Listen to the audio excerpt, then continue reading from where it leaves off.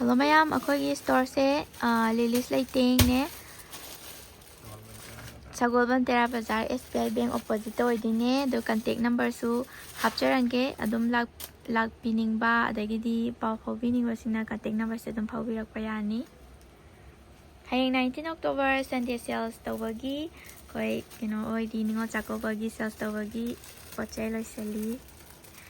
taki ngasi yon gi bai khot gi bai chai ba myam do loisali Sina khoi gi icheni ma chabani wang kera ngangoi haye ma hoji tops kana arrange story sigi top se kenoi dinu price se 550 rin natom to lo se tak am ta thamo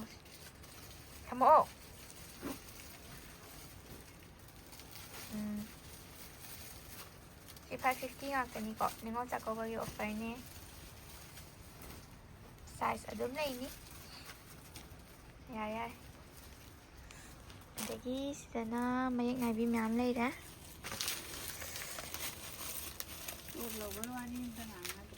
Dagi maningdana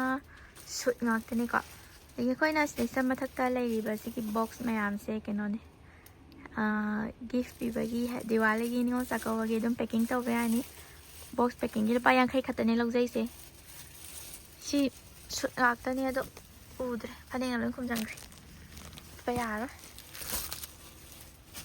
Dai si shoot ni polymuka suit ngaktani sina si 3000 dagi haure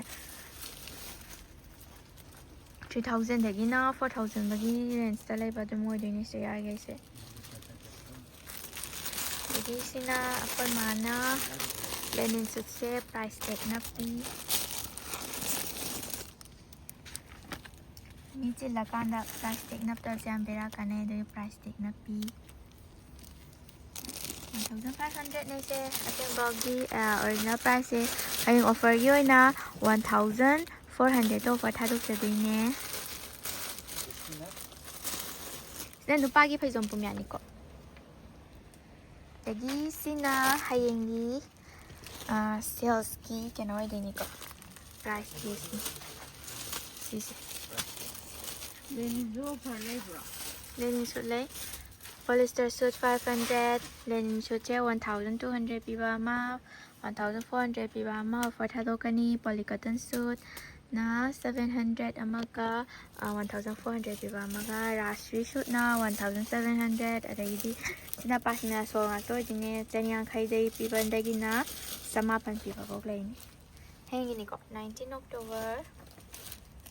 pung mapan dagi na pung nipan makai baboya lakpi bayan Ada support lotion do myam lai di tempura khau do po dam yaw ri Dagi sengau ka se ta ra lai ra sina blouse ngak tan sina ya la ka tham bagi sai sengau ngak tan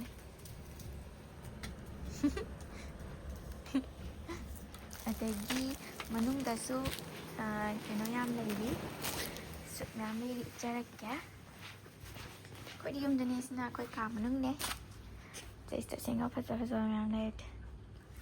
sena no ta ko bagi set sa bagi senga ngak tane senga khatak na rasiani 450 khatane ese design makam khalai ka design se phaja ba sina polyester suit ngak tane Mapana koi thambam lai se adagi manung ga honja lai ni polyester suit ngak Hayeng ji polyester suit myam se ko phathalok ti ni ko Desina samtu matik ni ko to patani yang kika tani se with diagram inu le nungai di ni se lung la ga Polyester suit se si kinaya bi arang bi ga do ni daram chatle pot camera se degi Si polyester suit si polycotton suit Tatu pipa ina nga say hai bada do ni ko si polycotton suit ni na Kira kira lo inta mina heng thangdok na ba na Dagi sina samtu suit oi dini price mapan phanya kari phanya ki ahag bini ko si samtu suit ja price 800 lai ye So polyester suit ka polycotton suit ka nga tani ko sa lai kaise heng lo offer thalok to ni ꯑꯗꯒꯤ ꯁꯥꯏꯒꯤꯁꯤꯅ ꯔꯥꯅꯤ ꯁꯥꯕꯤ set ꯑꯣꯏꯗꯣꯏꯅꯤꯀꯣ ꯁꯨꯃꯥꯏꯅ ꯐꯤꯒ ꯐꯅꯦꯛꯀ ꯃꯌꯦꯛ ꯅꯥꯏꯕꯒ set ꯉꯥꯛꯇꯅꯤ ꯁꯤꯁꯦ set ꯉꯥꯛꯇꯅꯤ ꯁꯤꯗ ꯂꯩꯔꯤꯁꯦ ꯑꯩ ꯍꯧꯖꯤꯛ ꯁꯦꯠ ꯁꯦꯝꯈꯤꯗꯣꯏꯅꯤ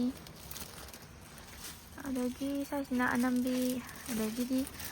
ꯑꯈꯦꯠ ꯑꯁꯨꯝ ꯈꯨꯔꯈꯨꯜ ꯃꯅꯥꯎꯒꯤ ꯐꯅꯦꯛꯁꯤꯅ 3,200 ꯑꯗꯒꯤꯁꯤꯅ ꯔꯥꯅꯤ ꯑꯅꯝꯕꯤ ꯁꯤꯁꯤꯅ ꯈꯨꯔꯈꯨꯜ ꯃꯅꯥꯎ ꯐꯅꯦꯛ ꯈꯨꯔꯈꯨꯜ ꯃꯅꯥꯎ ꯐꯅꯦꯛ 1,300 ꯂꯩꯀꯣ ꯃꯆꯨ ꯃꯆꯨ ꯃꯌꯥꯝ ꯂꯩ ꯁꯤꯗꯒꯤ ꯃꯆꯨ ꯃꯆꯨꯒ ꯁꯤꯅ ꯆꯥꯝꯃꯔꯤ ꯄꯤꯕ ꯁꯣꯛꯀꯥꯟꯗ ꯁꯣꯛꯂꯣꯏꯗꯣꯏꯅꯤꯀꯣ ꯑꯗꯒꯤ ꯁꯤꯅ 450 ꯄꯤꯕ 1,500 ꯄꯤꯕ ꯑꯗꯒꯤ ꯁꯤꯅ 250 ꯄꯤꯕ ꯁꯣꯛꯂꯣꯏꯗꯣꯏꯅꯦ